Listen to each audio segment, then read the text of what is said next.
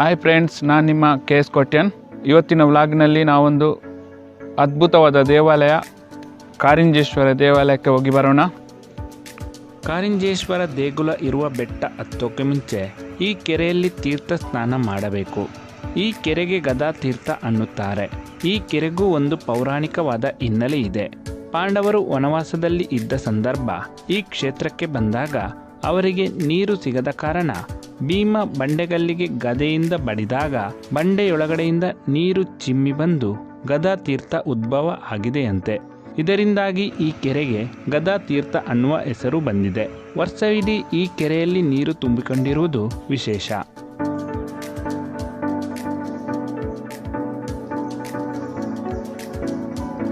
ಇಲ್ಲಿಂದ ಮೆಟ್ಟಿಲುಗಳ ಮೂಲಕ ಕಾರಿಂಜೇಶ್ವರ ಬೆಟ್ಟವನ್ನು ಹತ್ತುತ್ತಾ ಮುಂದಕ್ಕೆ ಸಾಗಬೇಕು.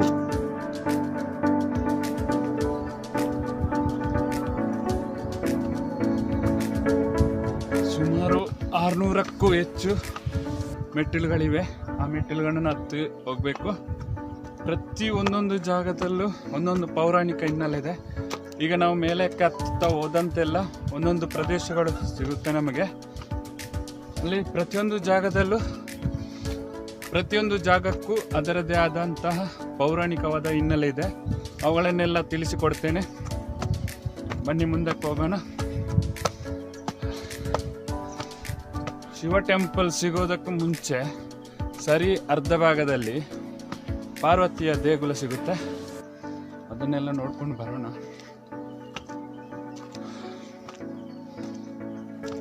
ಬಹಳ ಸುಂದರವಾದ ಪ್ರಕೃತಿ ರಮಣೀಯವಾದಂತಹ ಜಾಗ ಇದು.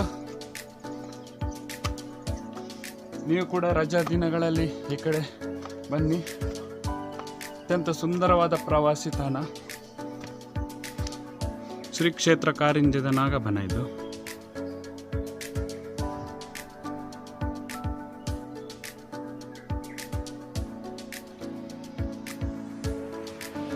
ನೋಡಿ, ಇದು ಗಣಪತಿ ದೇವಾಲಯ, ಬಟ್ಟಿ ವಿನಾಯಕ ಗಣಪತಿ ದೇವಾಲಯ ಅಂತಾರೆ. ಇದರ ನಂತರ ಸಿಗುವುದು ನಮಗೆ ಪಾರ್ವತಿ ದೇವಾಲಯ. ನೋಡಿ, ಇದು ಪಾರ್ವತಿ ದೇವಾಲಯದ ದ್ವಾರ.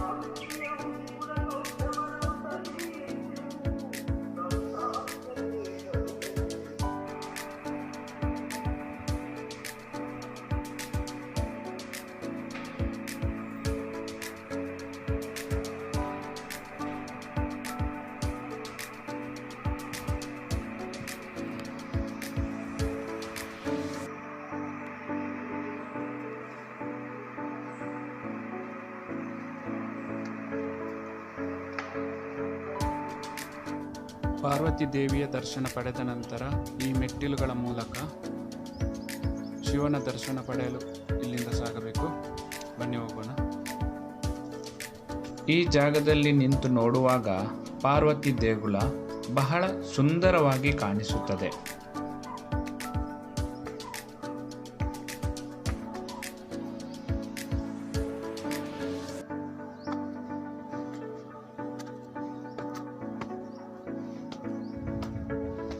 ಜಾಗಕ್ಕೆ ಉಕ್ಕುಡ ದ್ವಾರ ಅಂತ ಹೇಳ್ತಾರೆ.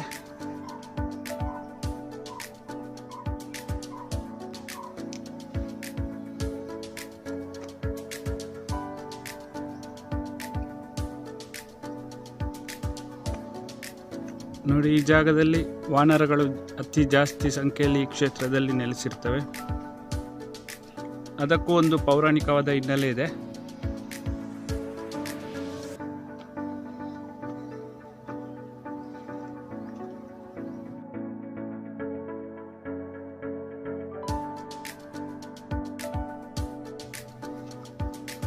ಹಿಂದೆ ರಾಮಾಯಣ ಯುದ್ಧದಲ್ಲಿ ವಾನರ ಸೇನೆ ಶ್ರೀರಾಮನಿಗೆ ಸಹಕಾರ ನೀಡಿದ್ದರಿಂದ ಶ್ರೀರಾಮನು ಆ ವಾನರ ಸೇನೆಯ ಒಂದು ಭಾಗವನ್ನು ಈ ಕ್ಷೇತ್ರದಲ್ಲಿ ಬಿಟ್ಟು ಹೋಗಿದ್ದಾನೆಂದು ಪ್ರತೀತಿ ಇದೆ.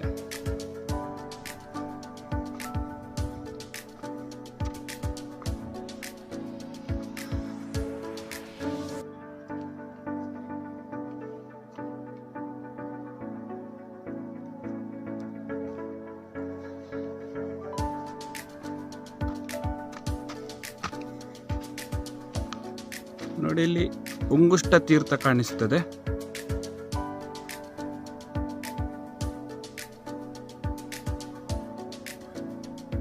ಬೆಟ್ಟದ ತುದಿಯಲ್ಲಿದ್ದರೂ ಸಹ ವರ್ಷದ 365 ದಿನಗಳು ಕೂಡ ಈ ಉಂಗುಷ್ಟ ತೀರ್ಥದಲ್ಲಿ ನೀರು ಇದೇ ಥರ ತುಂಬಿರುತ್ತದೆ. ಇದರ ಹಿಂದೆ ಒಂದು ಪೌರಾಣಿಕವಾದ ಹಿನ್ನೆಲೆ ಇದೆ. ಪಾಂಡವರು ವನವಾಸದ ಸಮಯದಲ್ಲಿದ್ದಾಗ ಭೀಮನು ತನ್ನ ಅವರಿಗೆ ನೀರು ಸಿಗದಿದ್ದ ಸಂದರ್ಭದಲ್ಲಿ ಭೀಮನು ಉಂಗುಷ್ಟವನ್ನು ನೆಲಕ್ಕೆ ಊರಿದಾಗ ಈ ತೀರ್ಥ ಉದ್ಭವವಾಗಿದೆ ಎಂದು ಪೌರಾಣಿಕ ಹಿನ್ನೆಲೆ ಹೇಳುತ್ತದೆ.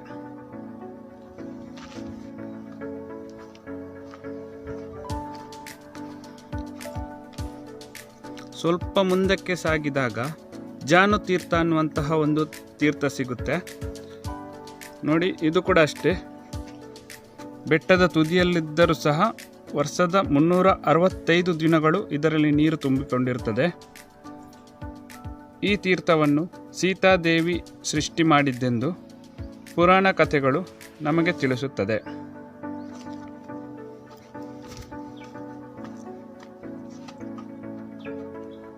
ನೋಡಿ, ಈ ಜಾಗಕ್ಕೆ ಅಂದಿಕೆರೆ ಅಂತ ಕರೀತಾರೆ. ಇದಕ್ಕೂ ಒಂದು ಪೌರಾಣಿಕವಾದ ಹಿನ್ನೆಲೆ ಇದೆ.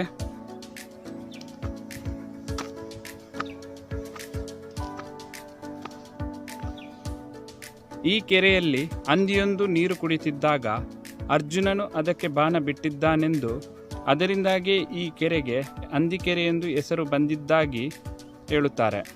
ಅದಕ್ಕೆ ಪುರಾವೆ ಎನ್ನುವಂತೆ ಇಲ್ಲಿರುವ ಬಂಡೆಯನ್ನು ಅರ್ಜುನ ಬಿಟ್ಟಿರುವ ಬಾಣ ಈ ಬಂಡೆಯನ್ನು ಸೀಳಿಕೊಂಡು ಹೋಗಿರುವಂತಹ ಪುರಾವೆಗಳು ನಮಗೆ ಸಿಗುತ್ತದೆ.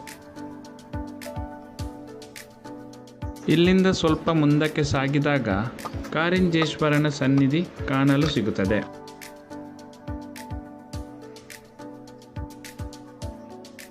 ನಾವೀಗ ಕಾರಿಂಜೇಶ್ವರ ಸನ್ನಿಧಿಯನ್ನು ತಲುಪಿದ್ದೇವೆ.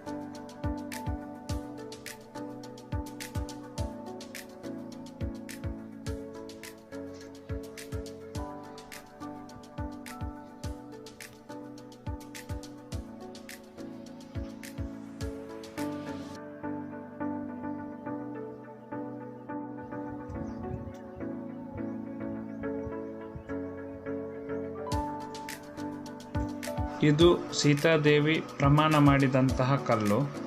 ಸೀತಾದೇವಿಯು ಈ ಕಲ್ಲಿನಿಂದ ಆ ಕಲ್ಲಿಗೆ ಹಾರಿ ಪ್ರಮಾಣ ಮಾಡಿದ್ದಾಳೆಂದು ಉಲ್ಲೇಖ ಇದೆ.